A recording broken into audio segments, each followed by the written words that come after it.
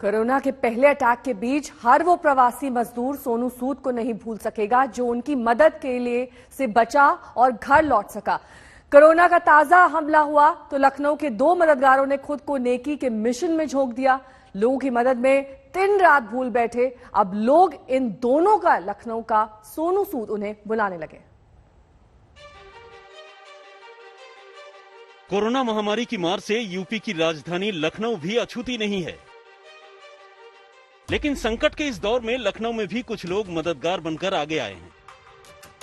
Corona के चलते सबसे ज्यादा दिक्कत मरीजों के इलाज और ऑक्सीजन सिलेंडर को लेकर हो रही है और ऐसे समय में लखनऊ के मुकेश बहादुर सिंह लोगों की मदद के लिए अस्पतालों और घरों तक ऑक्सीजन सिलेंडर पहुंचा रहे हैं और वो भी बिना कोई पैसे लिए। कोरोना महामारी की दूसरी लहर शुरू होने के बाद से मुकेश बहादुर सिंह सैकड़ों लोगों तक सिलेंडर पहुंचा चुके हैं। वो खुद बताते हैं कि आखिर उन्होंने ये काम कैसे किया। सबसे बड़ी बात यह है कि हमेशा मशीनरी काम करती है, हमेशा गवर्नमेंट मशीनरी काम करती है। हम लोगों की भूमिका कैटलिस्ट के तौर पर उनको सपोर्ट करती है। मुकेश बहादुर के इस काम से सबसे ज्यादा मदद पत्रकारों और उनके परिवार वालों को मिली है। विजय बहादुर बताते हैं कि एक पत्रकार के परिवार की जरूरत से ही उन्हें ऐसी पहल की प्रेरणा मिली। वर्तमान परिस्थिति में अगर बात करें तो जो सबसे बड़ी समस्या जो मुझे दिखी वो जो जर्नलिस्ट जिसको हम फ्रंट लाइन वर्कर मानते हैं और कोरोना वॉरियर मानते हैं, तो सबसे बड़ी समस्या जर्नलिस्ट के सामने। तो मीडिया के बहुत सारे ग्रुपों में जब हमने देखा कि जर्नलिस्ट परेशान हो रहे हैं, उनके परिजन परेशान हो रहे हैं, ऑक्सीजन की दिक्कत हो रही है, तो हमने इसको एक टास्क और मिशन की तरीके से लिया। लखनऊ के लोगों के चर्चा में छाए दूसरे मददगार हैं शलभमणि त्रिपाठी, जो मुख्यमंत्री योगी आदित्यनाथ के सलाहकार हैं। कोरोना के इस संकट काल में वो सोशल मीडिया पर लगातार एक्टिव होकर लोगों तक सहायता पहुंचाने में लगे हैं। जो एक्स्ट्रा प्रेशर हॉस्पिटल्स पे आ सकता था वो भी रुक रहा है, तो पूरा एक चैनलाइज करके अपने कुछ दोस्तों की मदद से, कुछ पत्रकार साथियों की मदद से, सबका सहयोग लेके एक हेल्प ग्रुप बना के एक कॉमन ग्रुप बनाया हुआ है। उस पर मैसेज फ्लोट कर देते हैं कि L1 का बेड चाहिए, L2 का बेड चाहिए, प्लाज्मा चाहिए, ऑक्सीजन चाहिए, और उसमें कोई न कोई जरूर आ जाता है कि हम अवेलेबल करा रहे हैं। तो प्रयास ये कर रहे हैं कि गौरैया प्रयास जो कर सकते हैं इस पूरी महामारी के दौर में, एक बहुत कठिन दौर में, एक स्मॉल कॉन्ट्रीब्यूशन एक सामान्य नागरिक होने के नाते कर सकते हैं, वो करने का प्रयास करें। कोरोना महामारी के दौर में ये दोनों जिस तरह से लोगों की जिंदगियां बचाने में लगे हैं, वो किसी देवदूत जैसी पहल से कम नहीं है। कुमार अभिषेक, लखनऊ, आज तक।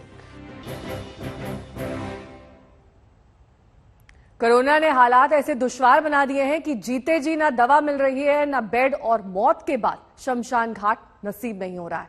कब्रिस्तान में भी इंतजार और इंतजार ही है। तेलंगाना में यही सब देखकर छोटी उम्र की एक लड़की बड़े काम में कूद पड़ी है। 16 साल की देवीश्री नायक एनजीओ से जुड़ी हैं और अंतिम संस्कार के जरिए दुनिया से इज्जत के साथ आखिरी विदाई का फर्ज निभा रही है।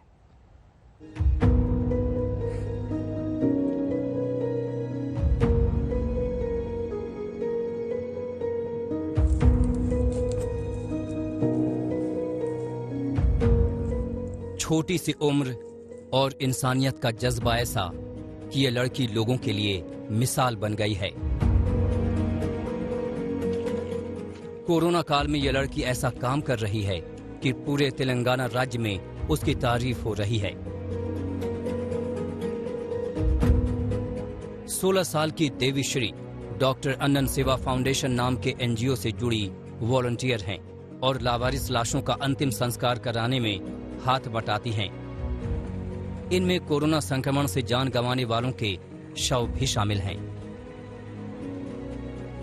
पहले ये एनजीओ ऐसी लावारिस लाशों के अंतिम संस्कार में मदद करता था जो रेलवे ट्रैक पर क्षत विक्षत हालत में मिलती थी, लेकिन कोरोना का प्रकोप बढ़ने के बाद इस एनजीओ ने महामारी में जान गंवाने वालों का अंतिम संस्कार भी शुरू कर दिया। 16 साल की देवीश्री इस काम में बढ़ चढ़कर मदद कर रही हैं।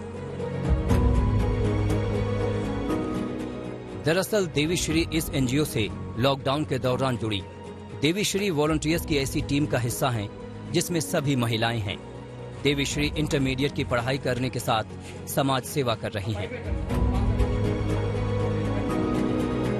टीम से जुड़ी और महिलाएं भी 16 साल की लड़की के इस काम और समर्पण की तारीफ करती हैं और उन्हें असल कोरोना वॉरियर बताती हैं।